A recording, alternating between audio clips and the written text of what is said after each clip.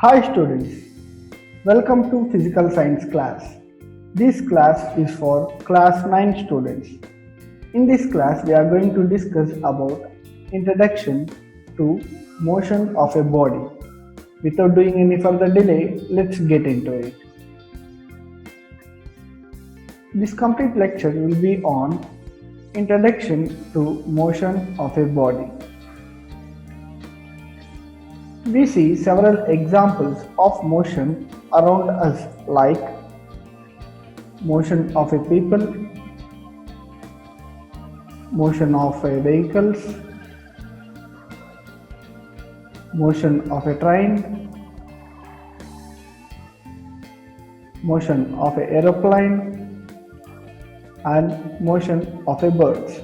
So in our day-to-day life we will be seeing several examples of motions. We know that it is due to the motion of the earth that the phenomena like sunrise, sunset and changes in the seasons. So these changes will be occurring due to the motion of the earth. If earth is in motion, why don't we directly perceive the motion of the earth? So if earth is in motion, why can't we directly take that motion of the earth? Earth moves very fast, so earth will be moving it very fast. It spins means it rotates at speed of about 1000 miles means 1600 kilometers per hour and in orbit around the sun at speed of about 67,000 miles means 1,07,000 kilometers per hour. We do not feel any of this motion because the speeds are constant. So if earth is rotating with the speed of 1600 kilometers per hour and around the orbit of the sun it rotates with the speed of 1,07,000 kilometers per hour, that speed will be in constant.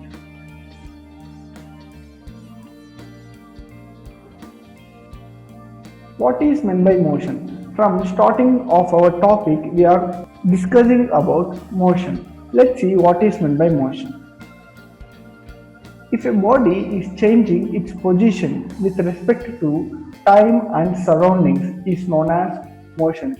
So if you observe, if any body is changing its position with respect to time as well as surroundings is known as motion. You can observe that picture. Girl is jumping from one point to another point. So totally there are 3 points. Let's consider this point as A and this point as B and this point as C. The girl is jumping from A point to B point and again she is jumping from B point to C point. Let's take time first. Jumping from A to B, it takes 1 second. Let's assume this. And jumping from B point to C point, it takes 1 second. So here body is changing its position with respect to time and surrounding. Now let's discuss about rest. We already discussed about motion. If you take any object in this world is considered as a body.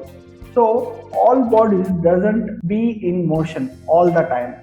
Some will be in motion and some other will be in rest. So now we are going to discuss about rest. If a body is not changing its position with respect to time and surrounding is known as rest.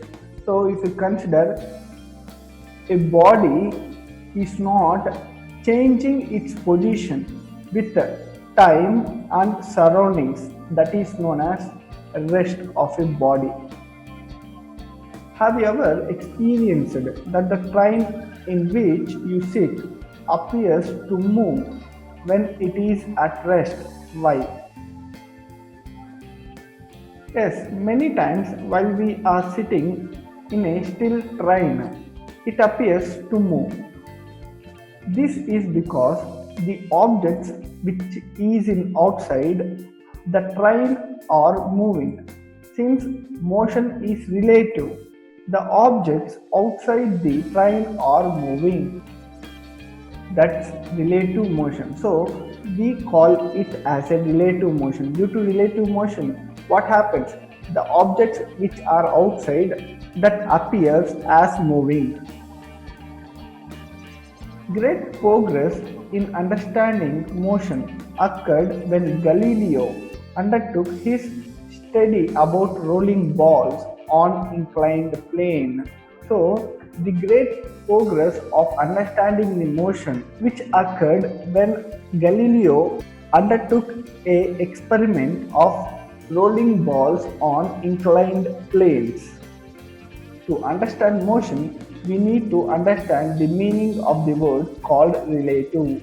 For understanding motion, first we need to understand the meaning of relative, which plays an important role in explaining various ways of motion. So, relative is nothing but which plays an crucial role of explaining various ways of motions. What is relative? Let's learn what is relative.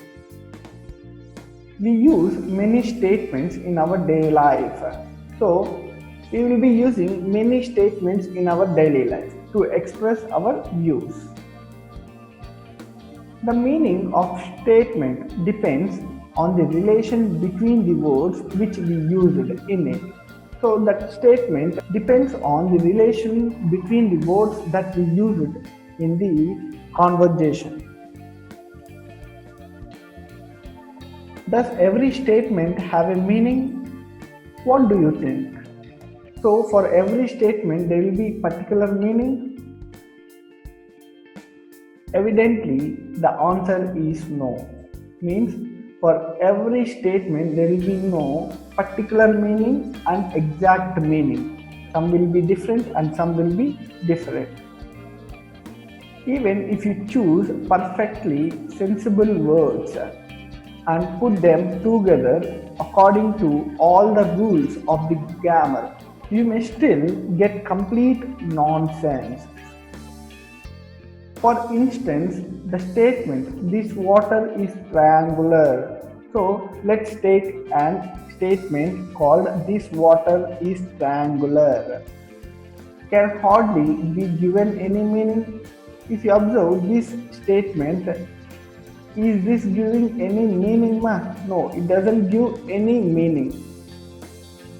A statement has a meaning only when there is a relation between words. So, if a statement wants complete meaning, there should be relation between words. Similarly, there may exist other situations in our daily life where we use statements having meaning depending upon the situation. So, in our daily life, we'll be having statements which is giving meaning depending upon the situation. Let us observe the following examples. Right and left. As shown in the figure, two persons, say A and B, moving opposite to each other on a road. Examine the meaning of the following sentence. On which side of the road is the house? So, on which side of the road house is located? Is it on right side or it is on left side of the road? So you can observe the picture here. So on which side of the road the house is located? It is in right side or it is in left side? There are two answers for the above question. For person A, the house is on right side. For person B, the house is on the left side. Thus, the position of the house is relative to the observer. So, here house is relative to the observer. Clearly, when speaking of left and right by a person, he has to assume a direction based on which he can decide the left and right sides of himself. Is day or night just now? The answer depends on where the question is being asked. When it is daytime in Hyderabad, it is night in New York. The simple fact is that day and night are relative motions, and our question cannot be answered without indicating the point on the globe where the question is being asked. Up and down. Can the orientations like up and down be the same for all persons at all places? Observe the following figure. For the person standing at A on the globe, his position appears up and the orientation of the person standing at B that appears down. But for the person standing at B, it appears exactly opposite. Similarly, for the person who is standing at point C and D, the directions of up and down are not same. For point C and D, the direction of up and down are not same. They change with the point of observation on the globe. So it will be changing the point of observation on the globe of those persons. Why do we observe these changes? Why we will observe these changes? We know that Earth is a sphere. The upward direction of the vertical position on its surface decisively depends upon the place on the Earth's surface where the vertical is drawn. Hence, the notions up and down have no meaning unless the point on Earth's surface which you refer. Like the terms right and left, up and down, larger and shorter, etc., motion is also relative to the observer. Yes, motion is relative as compared to the terms like right, left, up, down, larger, shorter, etc. Let us examine this.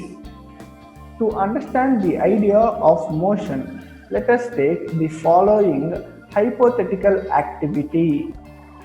Observe the figure and follow the conversation between Sinu and Somesh, who stand beside a road as shown in the figure.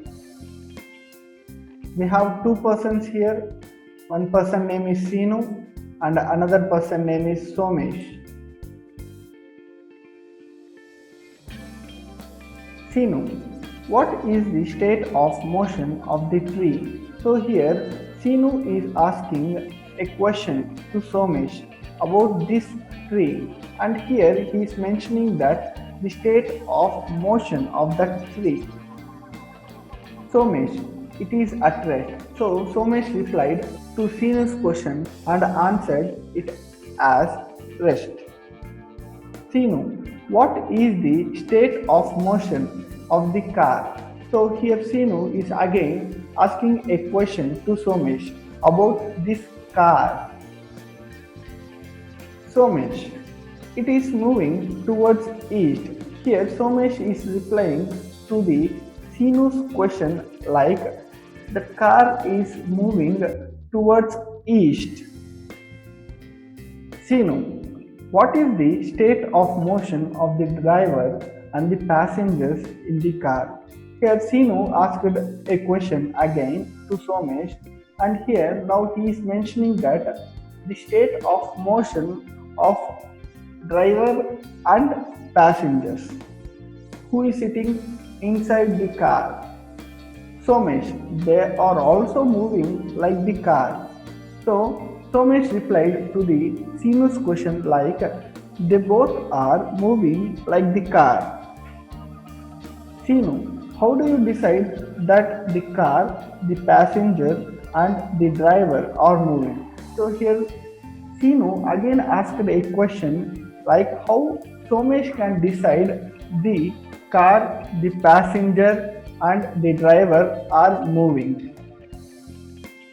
Somesh, with respect to us, the position of car, the passenger and the driver are changing with time.